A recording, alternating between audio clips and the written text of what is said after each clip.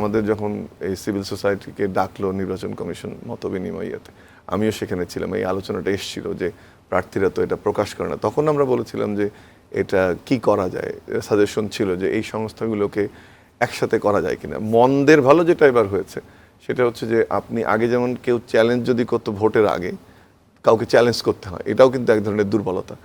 আর কিন্তু ভোট হয়ে গেলে, এমপি হয়ে গেলে আপনি চ্যালেঞ্জ করলে আর সেটা কনসিডারেশন নেওয়া হতো না। কিন্তু এবার আরপিওতে কিন্তু ওটা সংস্কার করা হয়েছে এবং বলা হয়েছে যে যদি নির্বাচনের পরেও কেউ চ্যালেঞ্জ করে এবং সেক্ষেত্রে যদি দেখা যায় যে অমিল আছে বা প্রকাশ করেননি সম্পদ, তাহলে কিন্তু তার এমপিত্ব থাকবে না বা বাতিল করতে পারবে। এটা নির্বাচন কমিশনই তার ট্রাইব্যুনাল থেকে করতে পারবে। এটা একটা বড় ডেভেলপমেন্ট। আর যে জায়গাটা দিয়ে শুরু করলাম যে আপনি এই টাকাটা অপ্রদর্শিত হলে আপনি তো সামাজিক দিকটা বললেন বা একটা নৈতিক দিক বললেন, কিন্তু অপারেশনাল সিগনিফিকেন্সটা কিন্তু আরও অনেক হাই। ধরেন একজন প্রার্থী তার তথ্য প্রকাশ করলো এবং সঠিকভাবে যে ট্যাক্স দেয় সে 1 কোটি টাকার সম্পদ দেখালো এবং সে বললো আমি নিজে এই টাকার থেকে এটা খরচ করব। আর একজন প্রার্থী তথ্য গোপন করলো, যেটাই আপনি বললেন যে শত কোটি টাকার মালিক, কিন্তু তিনি দেখালেন কয়েক লক্ষ টাকা বা মাত্র কয়েক কোটি টাকা দেখালেন। তার জন্য কিন্তু যখন ভোটের মাঠে খরচটা হচ্ছে সেই খরচের দায়ভার কিন্তু সে নেবে না। সে বলবে যে আমি তো আমার আয় প্রকাশ করেছি। এখন যে প্রার্থীর এই সামর্থ্য নেই, সেটা বিএনপি হোক, এনসিপি হোক, জামাত হোক, যারই হোক, তো তার জন্য তো এটা লেভেল প্লেইং ফিল্ডের ক্ষেত্রে এটা অনেক বড় সমস্যা তৈরি করে। ওই জন্য তো এটা নেওয়া হয়। আরেকটা হচ্ছে যে আমরা খুবই আশা করেছিলাম যে জুলাই আন্দোলন পরবর্তী অন্তর্বর্তীকালীন সরকার যখন গঠন হলো, আপনার তো কালচারটা কোনোখান থেকে শুরু করতে হবে।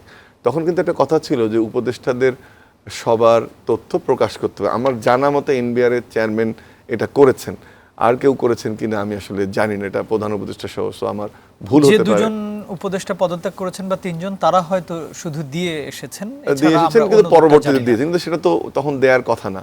কথা ছিল আপনি যখন দায়িত্ব নিচ্ছেন তখনই দেওয়ার কথা ছিল, তো সেটা কিন্তু হয়নি। তার মানে একটা এক্সাম্পল সেট করার যে সুযোগ ছিল সেটা কিন্তু আমরা হারিয়েছি। আপনি তো এটা শুরু করবেন যে এখান থেকে আমরা শুরু করলাম। দ্বিতীয় হচ্ছে যে জায়গাটাতে আলোচনাটাতে ছিলাম যে ভোটের মাঠে কি ইম্প্যাক্ট করে, একটা তো লেভেল প্লেইং ফিল্ড হলো, আর একটা হচ্ছে যে আপনি কত টাকা ব্যয় করছেন সেটাও কিন্তু আমাদের নির্ধারণ করা নাই। আবার আরো একটা ইস্যু তৈরি হয়েছে এখন, যে নতুন একটা এভিনিউ ওপেন হয়েছে, ক্রাউড ফান্ডিং। বলে দেয়া আছে আপনি এত করতে পারবেন, 25 লাখ টাকা বলা আছে। ক্রাউড ফান্ডিং এর আবার একটা আলোচনা এসেছে।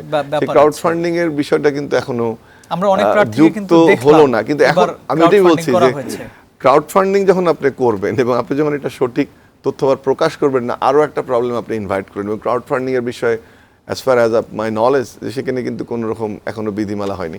এখন যে ক্রাউড ফান্ডিং কেউ করলো, কত টাকা নিল, কত টাকা খরচ করলো, সেই টাকাটা আত্মসাৎ হচ্ছে কিনা, বা এই যে 25 লক্ষ টাকা আপনি খরচ করছেন তার বাইরে এটা কী করছেন, বা পুরো টাকাটা যে আপনি নিলেন ক্রাউড ফান্ডিংয়ের মাধ্যমে সেটার মাত্রাটা নির্ধারিত সিলিংয়ের বাইরে চলে যাচ্ছে কিনা, সব কিছু মিলে কিন্তু এই জায়গাটা অনেক বড় অস্বচ্ছতা থেকে গেল।